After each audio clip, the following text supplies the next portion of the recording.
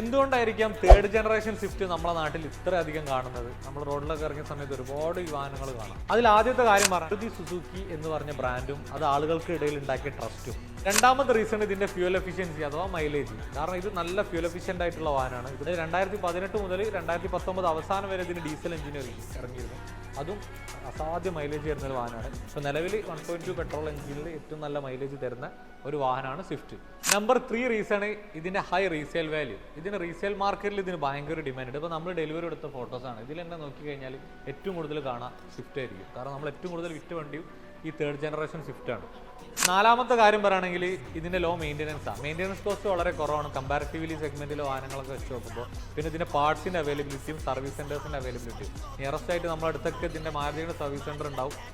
നമ്മുടെ നാട്ടിൽ എവിടെ പോയാലും നമുക്കൊരു ക്ഷാമമില്ല സർവീസ് സെന്ററുകൾക്ക്. അഞ്ചാമത്തെ റീസൺ ഇതിന്റെ സ്പോർട്ടി ലുക്കാണ്. കാരണം ഇതിന്റെ ബമ്പറിലോ അല്ലെങ്കിൽ അലോയ്സിലൊക്കെ ചെറിയ ചെറിയ ചേഞ്ച് വരുത്തുന്നതോടെ വാഹനത്തിന് ലുക്കാകെ മാറും.